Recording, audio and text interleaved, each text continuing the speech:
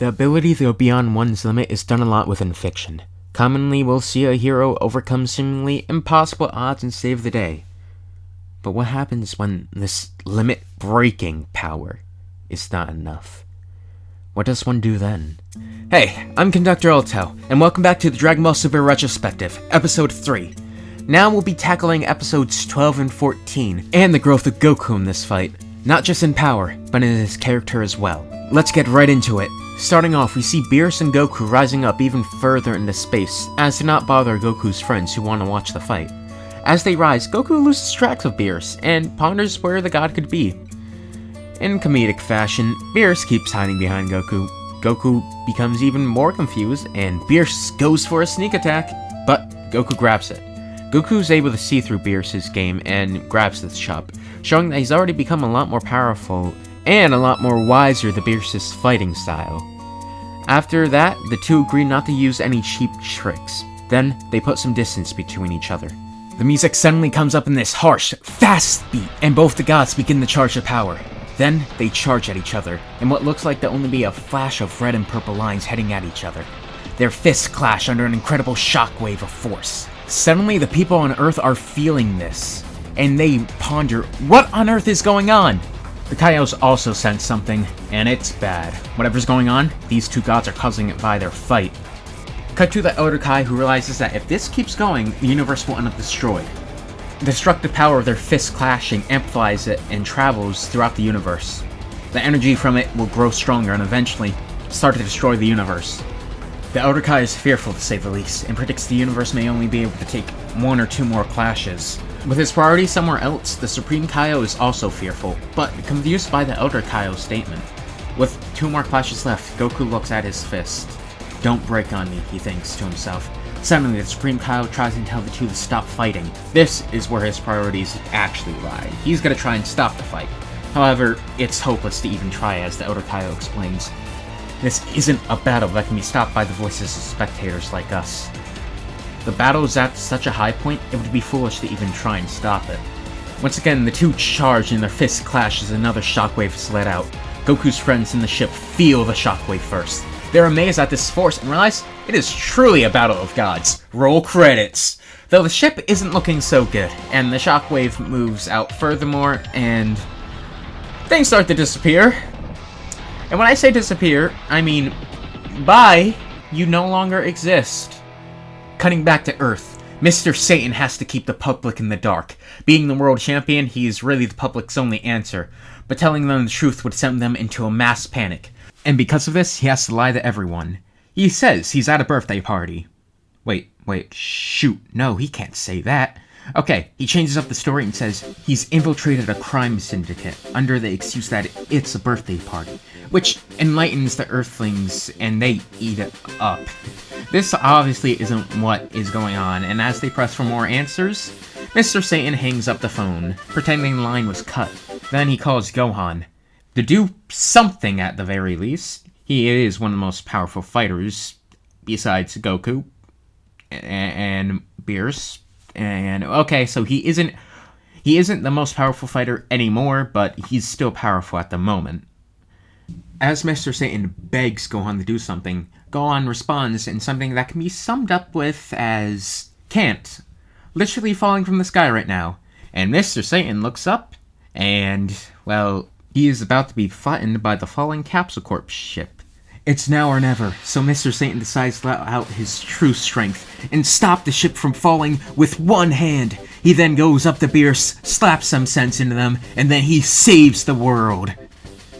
I'm pretty sure that's what he would like to do. Anyway, in that singular moment, he is saved by Whis, Beerus' attendant. Completely terrified by what is happening, Whis hopes to calm the champion by explaining his intentions. Beerus made a promise that he wouldn't destroy Earth if Goku wins. The battle has not yet been decided. Now, has it? Not yet, anyway. Now, with a quick smirk from Whis, we cut back to Goku and Beerus, both breathing heavily. Beerus is ecstatic, though. This is exactly like his dream. Beerus is finally beginning to get the entertainment he's been seeking for years upon years. However, this is a clash that will decide the fate of the universe. The two's fists clash with each other. An alignment to show something appears. What it means, however, is completely unknown. Is this the end of the universe? Quickly, pauses and shots show something has been done, but what is happening? Is this what the universe looks like before it's destroyed? Calmly and seemingly relieved, Goku says, I did it. Beerus, the Elder Kaio, and the Supreme Kaio all look shocked at what just happened. Then, Goku and Beerus clash again, and then the line appears. The music suddenly shifts from this intense tone to a light and majestic tone. Whatever Goku did, he managed to stop the universe from being destroyed, and after dodging an attack from Beerus, he lands a solid punch in the gut and sends Beerus flying back. Finally, the audience is given the answer as the Elder Kaio talks about what happened. He managed to completely cancel out Beerus' attack, and by delivering the blow at the same exact force and angle. Now that growth is starting to show. Now it cuts to Goku again speaking as he explains his intentions. Honestly, I was hoping to get that perfect around the second clash, though. As expected of you, Beerus, you didn't make it that easy. Beerus is impressed, and he thinks to himself, this guy was testing out new techniques in the middle of battle against me? Goku lets out a little laugh, but he has little time to savor the small victory. Beerus is charging right at him, and Goku has to meet every single clash perfectly. And each and every time, it's perfect. Are you planning to go even higher, even after attaining the power of a god? Beerus asks Goku, clearly wanting to know his intentions, and Goku gives a brief yet insightful answer. Yeah, I will. Then he managed to land a cut on the god. Now, before we continue, let's talk about Goku's mindset at this very moment. Of course, Goku wants to beat Beerus and keep the Earth safe. Going back to the first episode, however, Goku states that he couldn't defeat Majin Buu alone. He needed everyone's help in order to actually kill the Majin. This is the exact same situation here.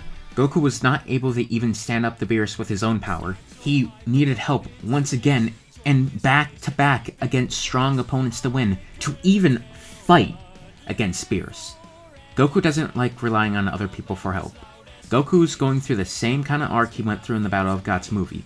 Goku in the Battle of Gods movie says, oh, I'm happy, but without using everyone else's power, I couldn't fight with you like this, Beerus. That frustrates me. Goku in the movie was very angry that he needed help to even contest with Beerus. But in the anime version, Goku accepts that, but he knows he will make that power his own. Now, back to fight. Beerus states not to underestimate the power of a god, and then he fires another Ki Orb, and Goku has no choice but to counter it with a Kamehameha. This isn't like it was with physical attacks, however. Goku couldn't fire the Kamehameha at the exact angle in order to prevent the shockwaves. At this point, it is do or die. Goku needs to win this clash, otherwise the universe will be destroyed. As the shockwave moves further and further out, some planets are even being completely erased from existence. After some comedy between the two Kaio, we cut back to the beam struggle, and Goku's barely hanging on. As he starts to lose the clash, he wonders if this is truly the Super Saiyan God's limits. He calls Beerus really amazing, and he thinks that he can't keep up with him anymore. Somehow, though, Goku starts to push back. Oh, come on. The power of the Super Saiyan God is telling me I can still go even higher. And with one more push, Goku's determined to win, but in a flash of light, the universe is consumed. When it fades, everyone is in shock. They are still alive. The Kaio looks around, and the Elder Kaio talks about how the third clash is truly about to begin. Somehow, Goku and Beerus' energy combined managed to create a tiny orb, in a clash which if Goku loses, the universe will be gone. With a little dialogue, we can see what Goku's thinking. He's fearful, determined, and shocked all at once, yet he still keeps going. Beerus, on the other hand, is surprised, happy, interested in what is going on. Pushing more power into the orb, Goku is shocked even more and pushed back once again. Yet he's still holding his ground. Goku throughout everything. Every fight, he's always given it his all, and he's had a plan. From his first fight with Frieza, his plan to have his son fight against Cell, to Super Saiyan 3 versus Majin Buu, he's always had a plan. This time, however, he has none. He can't give up here, though. He can't just throw away this fight. He has to win it. From the looks of it, however, Beerus simply isn't trying at all still. To break up from the tension just a bit, we cut from the clash to Mr. Satan begging Whis to stop the fight. However, Whis states he can't. Mr. Hercule has an idea, though. Using everything he has, he takes out a marker, scribbles on a piece of paper. And what could the champion write to get Whis to stop the fight? What can he do? Well, he gives Whis a national all-you-can-eat gift card. God, I wish I had that. Whis is amazed by this and ponders what he should do. The offer is amazingly tempting. Should he stop the fight, such a chance would never come like this ever again. Would it? Sadly, he cannot, which means one thing. Satan has failed us! I guess? Anyway. Moving on. Goku is still managing to hang there. However, it's looking more and more bleak by the second. Slowly, he's starting to lose his grip. Plus, Beerus is starting to get bored of this, so who knows how long Goku can hang in there. Will this be where he lets everything slip away? The fighter who was thought to have no limits? Would he fall right as he obtained the power of the gods to defend his planet? Will the universe be destroyed? Well, the orb blows up as a light engulfs everything in sight. Everything in the universe. No one is safe from this explosion. As the light fades, a blue sky can be seen, and everyone's surprised, including Whis. Finally, a side of Beerus is being shown, one that has never been seen yet. True excitement. Yet also stubbornness. That part of Beerus is also shown. He says, I have completely nullified all the energy here. Can you? Goku asks, and he is met with an answer quickly. I can, if I use 100% of my power. Beerus, that whole time, wasn't even going full power. Beerus then talks about how he is a god, and using full power against the Saiyan would be so uncool. He would rather choose death, if he was being honest. Up until now, that is. He ended up not really wanting to lose the fight that badly, that he ignored the destruction of the universe in order to continue it, and prove he is above Goku. Now, most Dragon Ball fans like to refer to this as the Goku effect. But what is the Goku effect, some may ask? Well, to answer it simply, it's when Goku is fighting someone, and that person manages to have a change in heart of what they are doing. For some, it was being less of a jerk. For others, it was becoming a good guy and fighting alongside Goku. For Beerus, however, it's the fact that he finally has someone who can compete with him. Finally, someone who can stand up to his overwhelming power. And for Goku, even in the face of something like this, he is still really calm. He has zero plan. He even admits that he isn't that calm, but my god, is he doing a good job at acting calm. But he plans to settle this the only way he knows how. With his fists. However, now the red glow around Goku starts to fade. Something is happening, and as he lands a clean kick on Beerus, the glow is finally gone. All that's left is his own power. Super Saiyan. It seems the amount of time he had in Super Saiyan God is finally gone. Beerus then starts to go on an inner monologue. Thinking to himself, he says, how sad it is to be so strong. Now I must say goodbye to a friend who let me have such fun. Yet Goku keeps fighting. He hasn't even noticed the power is gone. After getting hit in the face again by Goku, he wonders what on earth is going on. Or in other words, what in the name of him is going on. Then finally, Beerus says, I thought your time was up. Goku's still strong as ever though, and he didn't even notice he went into Super Saiyan. Beerus gives his explanation, though it's a bit shaky as he doesn't know exactly what's going on. It appears your Super Saiyan God powers did not disappear due to some time limit. Rather, the power completely fused within your being. The God's red brilliance is still burning brightly in you like a flame. Goku isn't sure, but he is him, and he's made that God's power his own. Now it is no longer a God versus a God, but a God versus a mortal. Having made the power his own, Goku has grown to new heights most could only dream of. The fight from here is amazingly animated in my personal opinion. A few mistakes here and there, but it adds the right amount of tension and manages to show how Goku can overcome his limits, easily pushing past the limits he once had in facing Beerus in just Super Saiyan. I repeat, just Super Saiyan. This is a Goku who in God was barely able to keep up with Beerus, and then he became a Universe Buster, and now he's a Super Saiyan, and he's still able to keep up with Beerus. So Goku grew immensely stronger in such a short period of time. It's honestly amazing. But power scaling aside, the music gives an amazing feel and keeps the flow consistent. However, personally, I still prefer Hero from the Battle of Gods movie. Though, the music is definitely still good here. His newfound power doesn't seem to be enough, however, as Goku's put down again in space. Slowly, he starts to float down, and Beerus thanks him. But Goku's character is about to go through one last evolution in this fight. He starts to heat up as he falls to the earth, but then in his mind, still images of every one of his friends flashes. I ain't done yet. Goku yells out as he shoots up in a golden light at Beerus, breathing very heavily. I still haven't used every ounce of my power.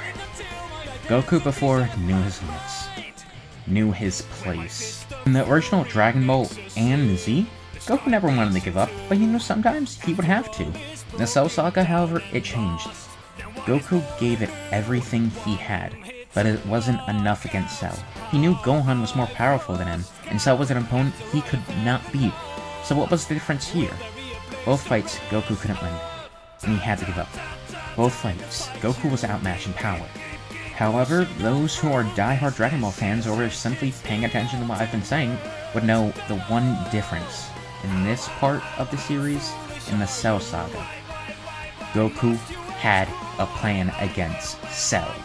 Here, Goku has no plan. He used every trick he has, every punch, every kick, even every beam attack. Yet he cannot lose here. Chi-Chi, Gohan, Goten, and all of his friends need him to win. They can't fight this monster. No, this actual god. This is exactly why he says, there's no way, I'm just gonna fall. He is given one last chance.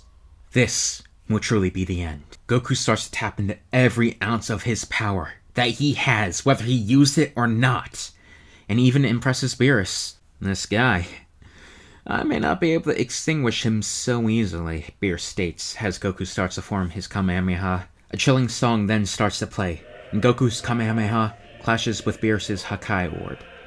And from the Supreme Kaio's planet, a red light can be seen. Goku is utterly amazed at this giant orb. It even looks like the sun. The two attacks have combined and will evaporate anything it goes near. Having no choice, Goku has to catch it, but he's slowly falling into the orb as Beerus makes it consume him. Beerus then starts to question him. Hey, you really sure you're not at your limit? Shut up! Goku cuts Beerus off as he continues to try and hold back the energy orb. He falls out of Super Saiyan, but even in his space form, he can still move. He can do something at the very least. With all he has left, he punches the orb, and then it starts to glow brighter. Suddenly, it just explodes right on Goku. And there he lays in space, motionless. Hey, Beerus. What? Just 'cause you're a god, you can't just go to sight in a person's limits. And with one last chuckle, he faints, causing Beerus to stare at the falling Saiyan once more. But this time he isn't shooting back up. He used up everything he had. Thankfully, Vegeta realizes what has happened and catches Goku. He starts to wake up and says thanks, but he knows he lost. Everyone is ready to keep fighting as Beerus is about to destroy the planet.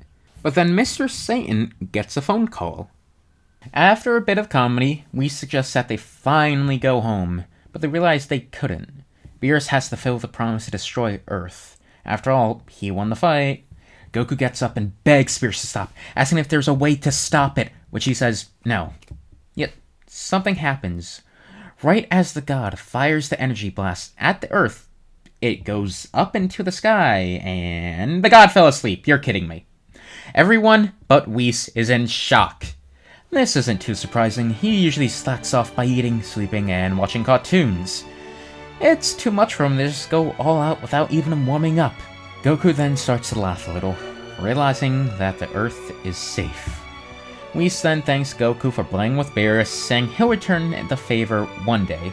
While a nice ending, I personally prefer the ending in the Battle of Gods movie, where Beerus does technically destroy Earth, but it's a tiny rock. That still counts. In space, on his way back, Whis asks Beerus how long he will pretend to be asleep. Made a fake snot bubble and everything. Beerus responds with, I was really sleeping. And then goes on to talk about how it was such a strange place. Earth, that is. Whis then deduces what Beerus said about using 100% power was a lie, just to bring out a bit more of Goku's potential. This definitely shows how badly Beerus wanted to be entertained. And likely, Beerus did enjoy the fight from how he interacts with Goku later on. It's now sunset, and Gohan sits down next to his father, congratulating him on the fight. Gohan stumbles around, trying to clear his voice, causing his father to look at Videl. Gohan speaks somewhat nervously. Dad, I'm sorry to inform you so late, but I'm going to be a father. Goku just stares blankly at Gohan, and blinks a few times, making Gohan become somewhat worried. Goku blinks again, making Gohan start to sweat even more than he already was. Again! Gohan's probably gonna go insane. God help the poor kid. But in the most Goku-like way, Goku says, Gohan, make sure you eat lots of food, okay?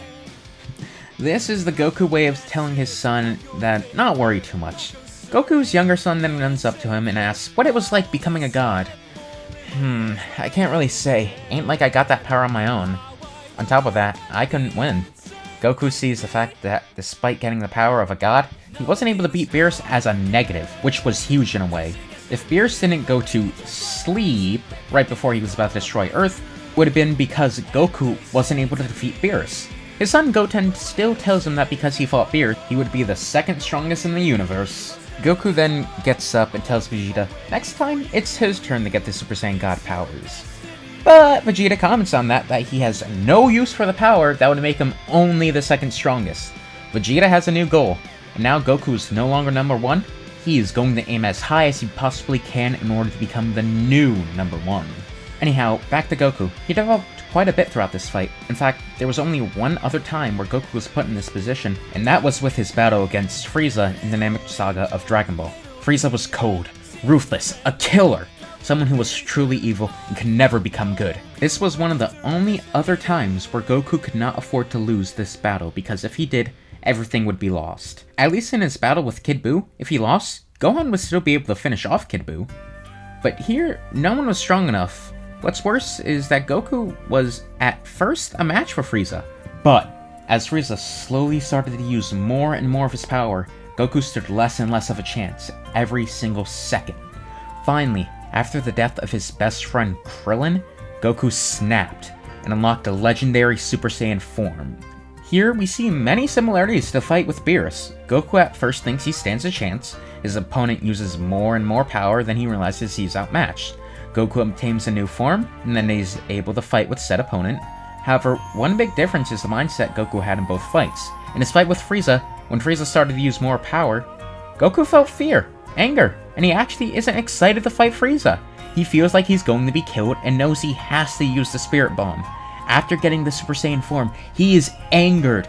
And when I say angered, he wants Frieza dead. He is not excited to be fighting Frieza at all. In fact, he goes so far where he humiliates Frieza. And with Frieza cut in half, he just tries and leave Frieza there. He even gives Frieza some of his energy. This is the pinnacle of humiliation for Frieza, and the peak of Goku's character in the Namek Saga. Though against Beerus, Goku is fearful, he is also excited as shown when he rises up back to fight Beerus in the God form. Goku's changed a lot since his fight with Frieza. Both Frieza and Beerus are threatening something important to Goku, but Goku has two different reactions. In this fight with Beerus, Goku's excitement isn't just him fighting, but now he's on an entirely different level, and he can put up a good fight against Beerus. In fact, Beerus even lied to bring out more of Goku's power. Goku may not have a plan as he did in every other fight before, but on this level, it has brought out something new. Of course, that's not to say he'll enjoy every fight from here on out, but he sees fighting like this in a new light. He may have not liked his loss at the hands of Beerus, but he actually enjoyed a fight where he was still pretty outmatched. Let's go back to the first arc of Dragon Ball Z, the Saiyan Saga. In this saga, there is an exchange between Goku and Piccolo when Goku's brother, Raditz, says there are two more Saiyans who are even more powerful than him out there.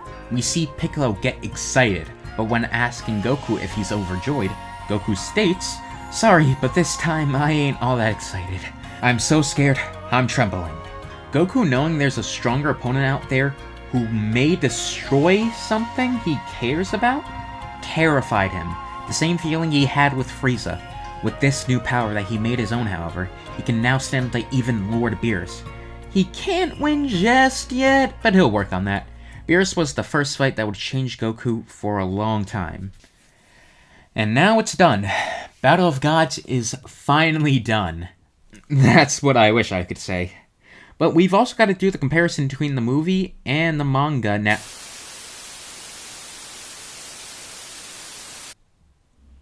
Well then. So, join me next time in the final part of the Dragon Ball Battle of Gods section of this retrospective, where I'll compare the Battle of Gods movie and manga and see if anything about the characters and how they act have been changed. I'll also be going over some things I didn't find a good place to mention in this episode as well as the ones before.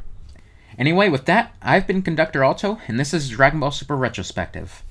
You'll see me again when you hear the witches sing.